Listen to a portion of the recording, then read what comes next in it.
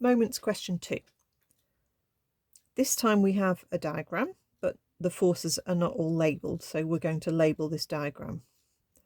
We've got a uniform rod AB of mass 5 kilograms and length 1.2, together with a body of mass 8 kilograms suspended from B, so that is 8G there. The rod is supported in equilibrium in the horizontal position by two smooth pegs at A and C, where AC is 0.8. The peg A is above the rod and the peg C is below the rod. Okay, so that would make sense. If you hold your pen or your pencil like that, that's what's going on. Okay, so you've got one above and one below, and that's keeping it in position. Right, so let's label on. We've got the whole length is 1.2, so we've 0.6 to the centre, which is where the mass of the rod is acting. It says A to C is 0.8, so we would have 0.6 to the centre and then 0.2 to where C is, and then that would give me 0.4 there. Okay. Now, we've got to get the direction of the reaction forces correct. When you have an object which is resting on two supports, like the pen is resting on my two fingers there, the two reaction forces would both point upwards. But here, they aren't quite that situation. We've got one support above and one support below. So where the support is below the rod, the reaction force is going to be the support is pushing up, okay? But where the support is above, here at the end, the reaction force is actually going to be pointing down because the object is trying to turn that way. So this support at the end is pushing downwards. So we need to draw a reaction force that way at point C, but a reaction force this way at place A. So that's slightly unusual. Okay. So our question is to calculate the reaction of each of the pegs on the rod. So if you'd put that arrow at RA pointing upwards wrongly, you would probably get all the wrong answers because you wouldn't get this working out correctly. Okay, so you do have to be careful. So here we go. We've got this situation. We can choose our pivot points. Okay, we can resolve vertically. We've got various options we can do. Now, if I resolve vertically straight away, I'm going to get both of my unknowns in my equation. There's nothing wrong with writing it down straight away, but you might decide to start with the moments this time, which I will do. So I can either take my pivot point at A or at C. Now, I could take it somewhere else, but it would make sense to either take it at A or at C because that's where my unknown forces are. So I'll show you both equations. You will only have to do one of these, or you could do both of them and don't do the resolving vertically. Yeah, there's different ways you can tackle this question. So if I pivot at A, what I'm thinking is that this is the fixed point, okay?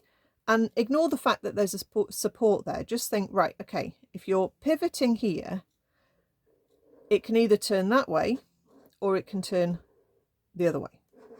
Now, if it's going to spin in a clockwise direction, the way I'm moving the pen now, that's in the direction that the 5G and the 8G are pointing. So they're helping each other.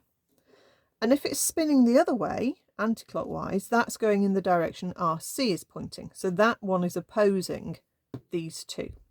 So let's write down the equation for that.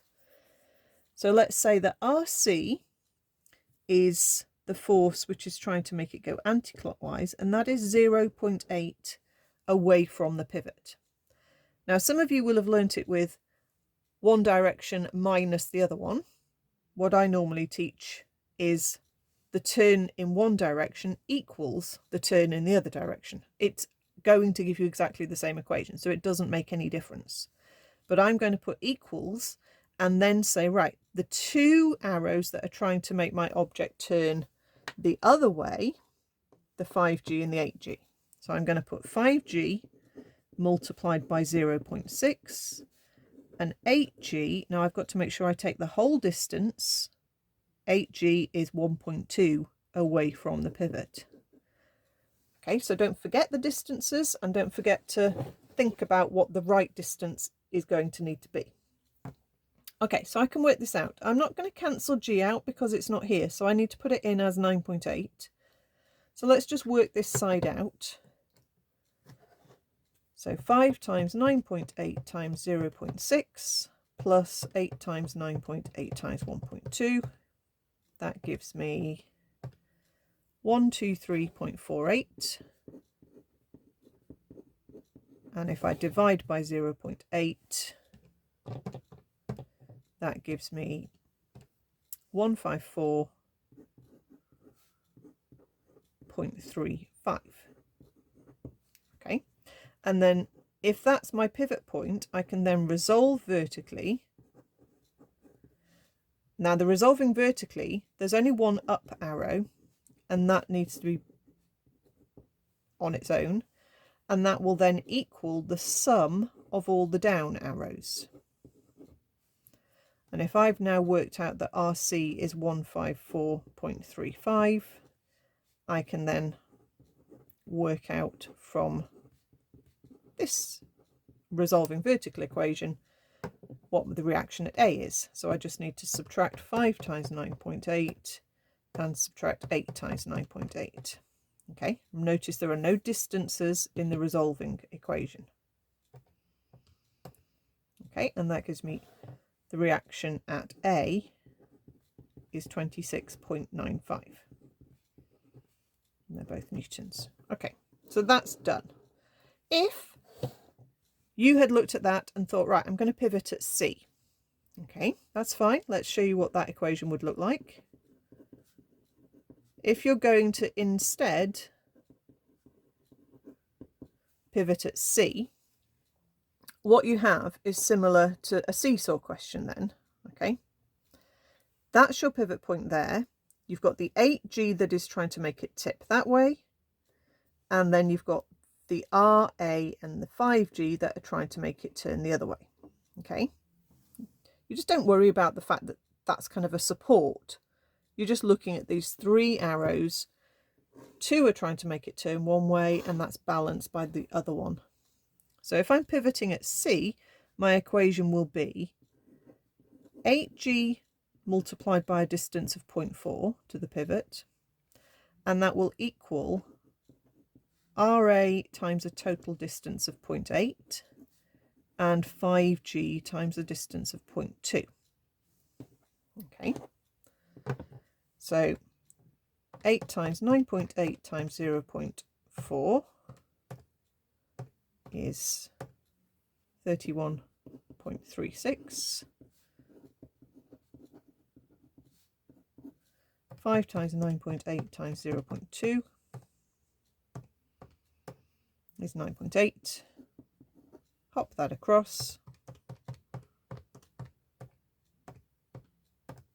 is 21.56. And divide by 0.8. And there's RA, which was the answer we had.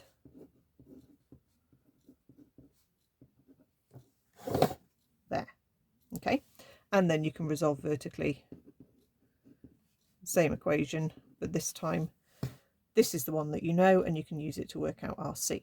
Or if you really like taking moments, you can do that, and you don't need to resolve vertically. Okay, so there's lots of ways you can do this, but the idea is that if you have two unknown forces and you're trying to work out both of them, you can do moments once and resolve vertically once, and that should be absolutely fine.